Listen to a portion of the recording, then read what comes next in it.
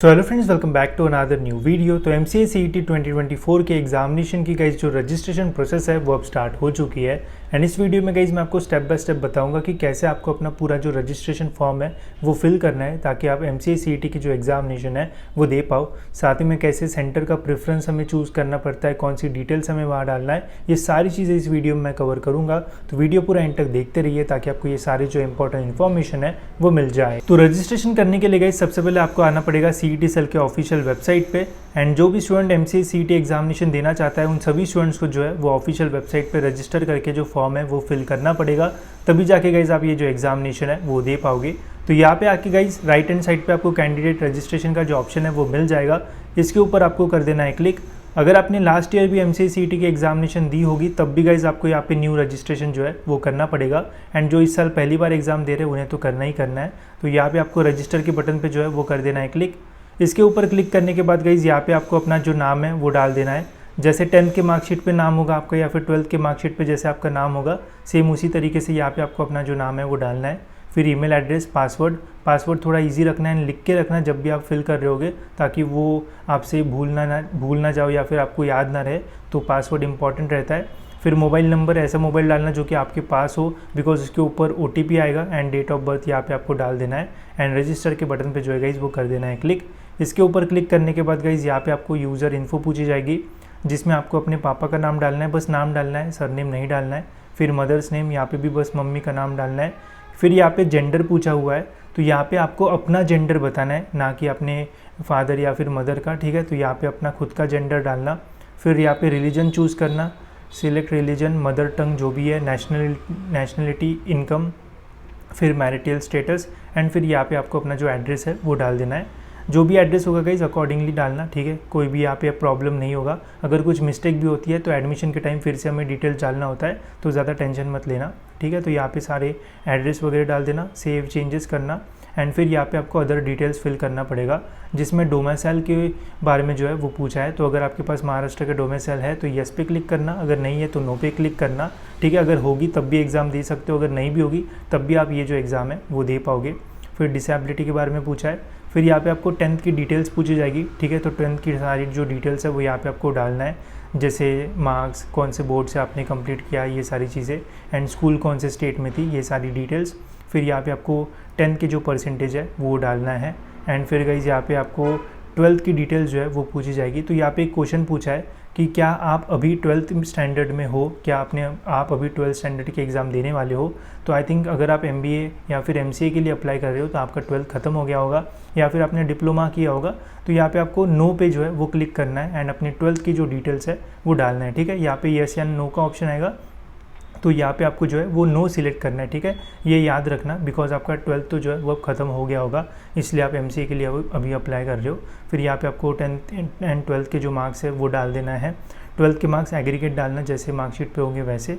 फिर उसके बाद गाइज यहाँ पे आपको जो है वो ऐसा इंटरफेस जो है वो देखने को मिलेगा। तो अभी तक हमने जितनी भी डिटेल्स डाली है, अगर उनमें से आपको कोई भी चीज़ें जो है वो चेंज करना है या फिर गलती से कुछ आपने अपलोड कर दिया है तो यहाँ पे एक प्रोफाइल का ऑप्शन मिलेगा। इसके ऊपर क्लिक करके वो सारी जो डिटेल्स है वो आप अभी जो है वो चेंज कर सकते हो, ठीक है। अगर कुछ भी चेंज करना है, अभी तक जो हमने डाला है वो चेंज करना है तो इसके ऊपर क्लिक करके आप चेंज कर सकते हो, ठीक है। तो अभी गई सबसे इंपॉर्टेंट प्रोसेस की रजिस्ट्रेशन, ठीक है। तो अभी हमने बेसिक चीज़ें की है, अभी हमें मेन अपना जो MCA का फॉर्म है वो भरना है। तो फॉर्म भरने के लिए आपको यहाँ पे रजिस्टर नाउ के बटन के ऊपर जो है वो करना है क्लिक। इसके ऊपर क्लिक करने के बाद गाइज इतने ऑप्शंस आएंगे।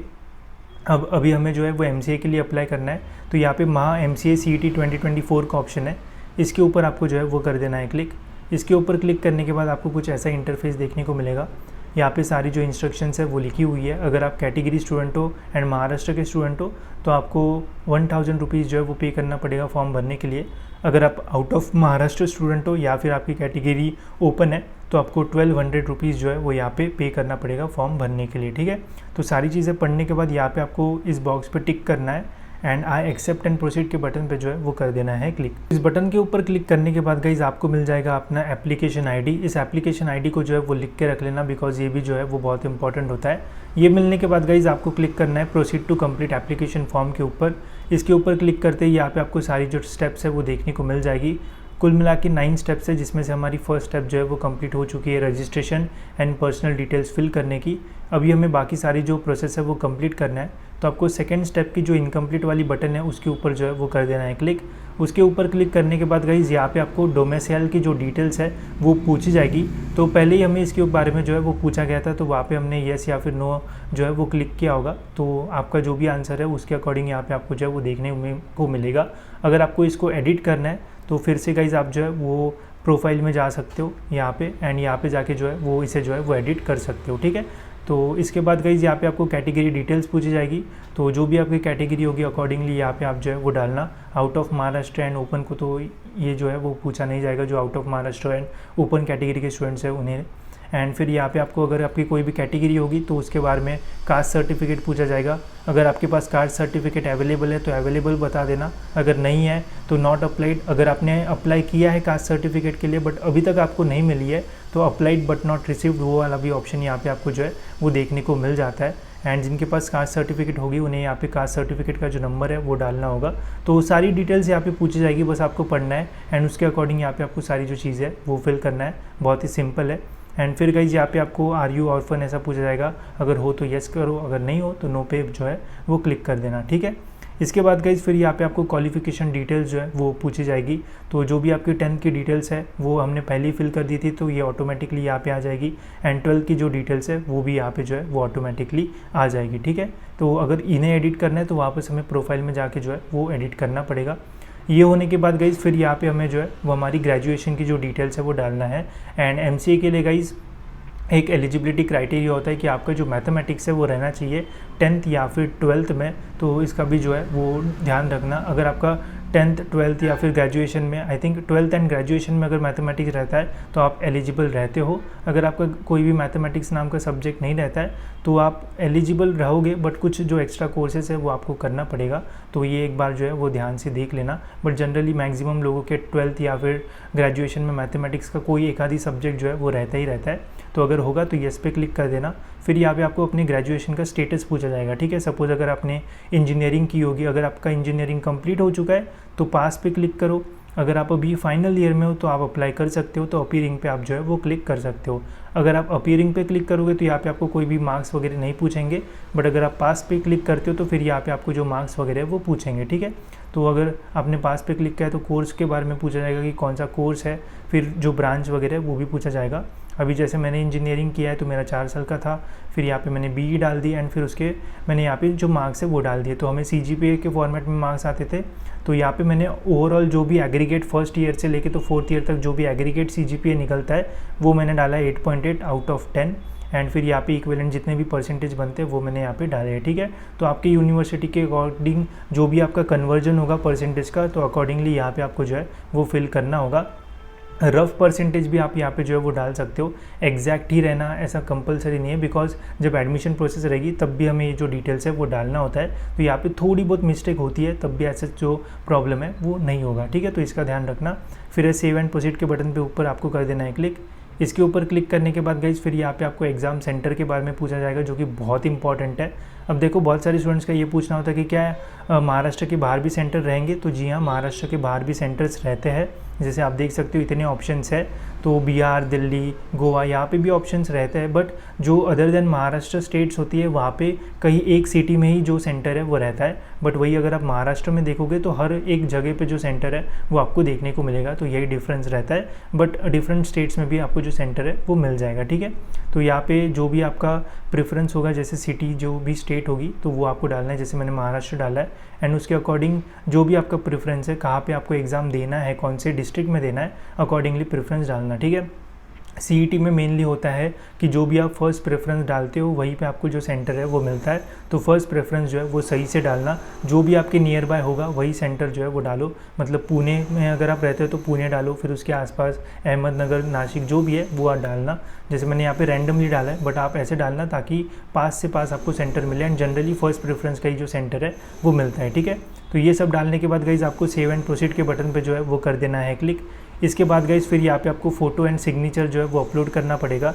तो अपलोड करने के लिए यहाँ पे आपको सिलेक्ट के बटन पे क्लिक करना है, यहाँ पे फोटोग्राफ पे क्लिक करना है। फोटोग्राफ पे क्लिक करोगे तो ऐसा आएगा यहाँ पे, एंड फिर यहाँ पे आपका ऐसा बॉक्स आएगा, ओपन के बटन पे क्लिक करना है।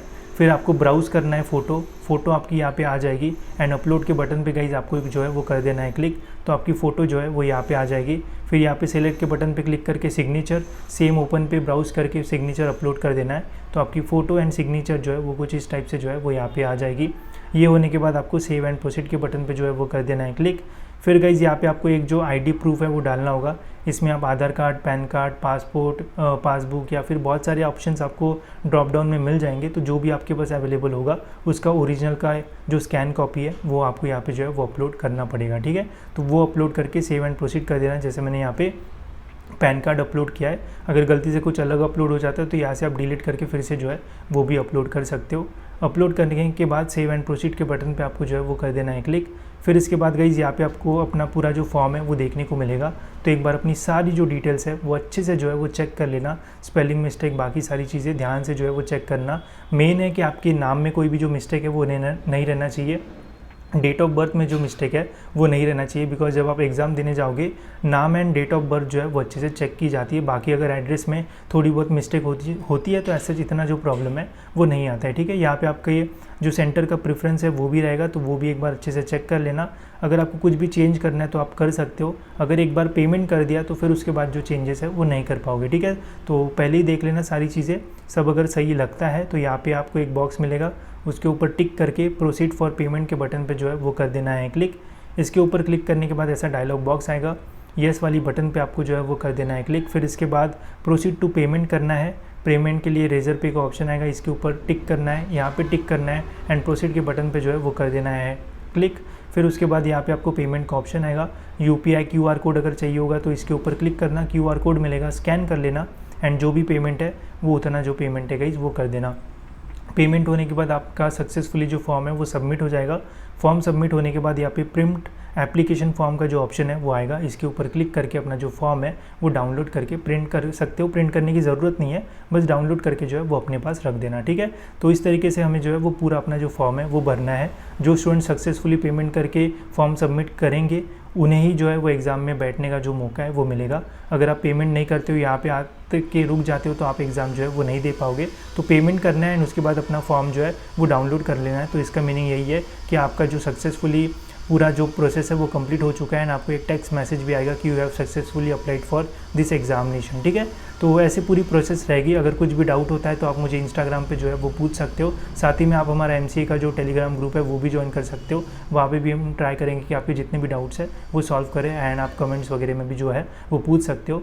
इसके अलावा MCA CET से रिलेटेड कोई भी अगर डाउट या फिर क्वेरी होगी तो ज़रूर पूछिएगा। मैं ज़रूर ट्राई करूँगा कि आपके सारे जो डाउट्स है वो क्लियर करूँ। साथ ही में एग्ज़ाम से लेके तो एडमिशन तक मैं आपको सारे जो अपडेट्स है वो टाइम टू टाइम दूंगा, तो ज़रूर आप मेरे चैनल को जो है वो फॉलो कर सकते हो, ठीक है। तो इस वीडियो में इतना ही, मिलते गए जैसी और एक इन्फॉर्मेटिव वीडियो में।